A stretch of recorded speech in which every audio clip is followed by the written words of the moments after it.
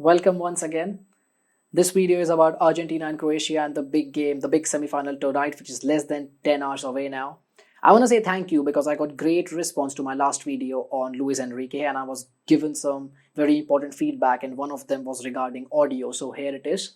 I've added a mic to my setup. It's actually an old mic that I had from like a few years ago, but let me know if the audio quality you think is now better. Then I'll make sure that I stick to this mic, and if it's not better, then I'll do something else to make the audio quality better. So make sure to mention that in the comments after you watch this video. But now let's get straight to the point. Before the World Cup started, I did predict Argentina to win the World Cup. Now, why did I do that? Before the World Cup, they did look the strongest team.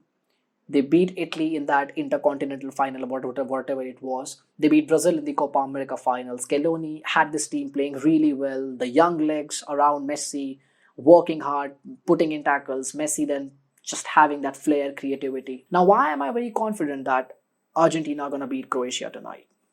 One of the most important things, or one of the best things a manager can do during tournament football is actually learning from his mistakes when they are winning. For example, Didier Deschamps won against England despite not being the best side. They were defensively poor. Kane missed the penalty, and the first goal which France scored shouldn't be a goal because Upamecano fouled Saka in when France won the ball for that goal. Now we'll see if Didier Deschamps is learning from his mistakes. Every time Konate plays in that back line, they look a much better team. Will he put in Konate? That's the question now in the semi-final. Same with Argentina, guys. During the start of this tournament, Scaloni didn't start with Acuna. Scaloni didn't start with McAllister. Scaloni didn't start with Enzo Fernandez. Scaloni didn't start with Julian Alvarez. What he has done is everything that an excellent manager does, which is learning from his mistakes.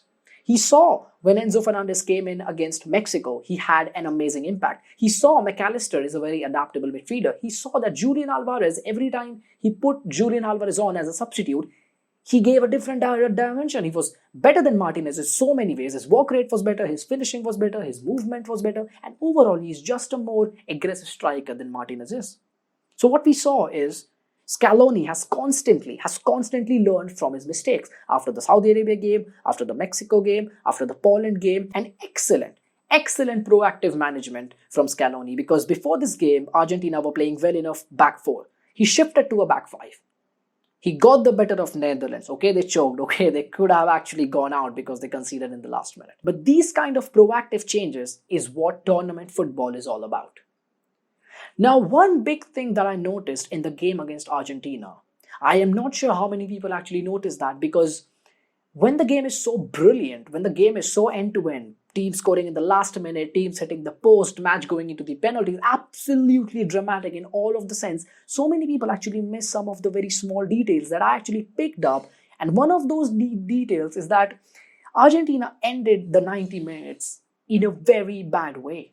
Netherlands was throwing balls in, Argentina were not focused, Argentina couldn't weather the storm, Argentina was struggling to hold the ball up, Argentina was struggling to do anything. When the first half of extra time started, what Argentina did is actually what any mature team would do, and here's where the calmness, the smartness, and the intelligence of Scaloni comes in, and then the brilliant execution of that game plan by the players in the first half of extra time. Argentina finished the 90 minutes terribly. Going into the first half of extra time, Netherlands were the better team. Netherlands had all the momentum. Netherlands were the team that was supposed to score in the extra time. The first half of that extra time, Argentina hardly gave the ball away. What Argentina did was just keep possession. Now, it's the possession that I spoke about in the Luis Enrique video, which I called pointless possession. But in very specific situations, pointless possession is actually important, because what pointless possession helps you to do is slow down the game. So Netherlands were all over Argentina. Argentina couldn't cope up with the intensity of Netherlands, with the crossing of Netherlands, with the pace they were playing at, with their transitions.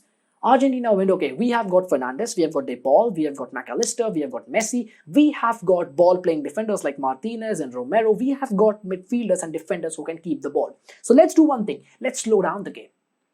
Let's decrease the pace, because everything right now is at 100 miles an hour. It's suiting Netherlands. It's not suiting us. What can we do? Let's slow down the game. Let's keep the ball for some time, just in our half, just in our midfield. Don't play any progressive passes. Don't lose the ball. And what that does, guys, is that slowly, when you slow down the game, and when the opposition is now has lost all their momentum, that's where your confidence starts to build again. And that's what happened. In the first half, Argentina took the sting out of that game. The whole pace, the whole intensity of that match was finished, was taken down by Argentina. And that's excellent management by the Argentinian manager, by the way, and the players as well. They absolutely took the sting out of that match. And in the second half, they built on that momentum that they actually created themselves by keeping possession and taking the pressure off them that Netherlands were putting on them. And that's excellent game management, that's excellent proactive management, and that's a perfect mixture of being proactive and reactive at the same time. There have been aspects of game where Argentina have massively impressed me in this World Cup. Losing to Saudi Arabia the way they did, then somehow getting the win against Mexico, then getting the win against Poland, then building upon that in the round of 16 against Australia. The way Scaloni gradually got some players into the team, a bit slowly, but he got them in perfect ways. Enzo Fernandez, McAllister, Julian Alvarez, all of them didn't start the tournament.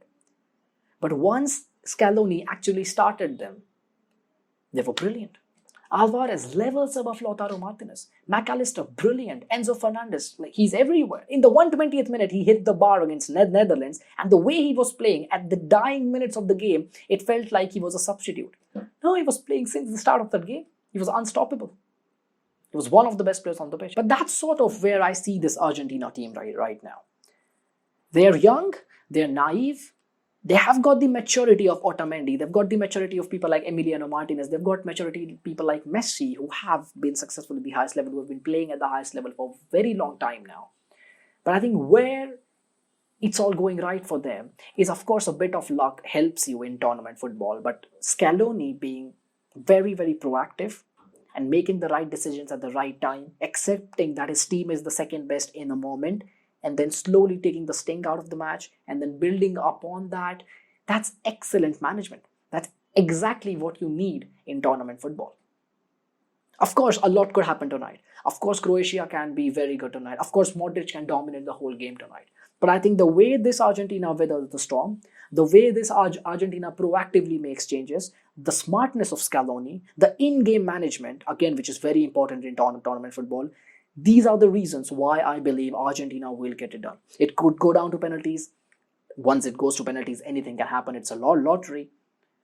A lot of things go wrong for Argentina. That's just how football is. Anything can happen in one game of football. But overall, I believe Argentina will beat this Croatian side because of the quality they have, because of the know-how they have, but because of their manager, whose in-game management is simply brilliant. And in this tournament, the way he has grown in this tournament after having that terrible game against Saudi Arabia just tells me his mental strength, that tells me how calm he is. And despite things going so wrong on day one, he still keeps his play together. He keeps his head together. And then he builds upon that. He used that. Of course, I'm assuming this, but he maybe used that defeat as a motivation to ask his players, go guys, let's do it. Let's do it together. Let's build something special together. And the way he makes changes, the way he asks them to play in a certain way in specific situations, to make some sort of defensive substitutions when needed, to get the right players into the team at the right time. And these kind of changes really impress me because I study certain managers. This is one of the managers that has caught my eye in the last 18 months. But because he's on the international level, we don't really get to see him. Because international football is rare. It is very, very rare. And that's why it has been very impressive. But overall, I think Argentina will beat Croatia.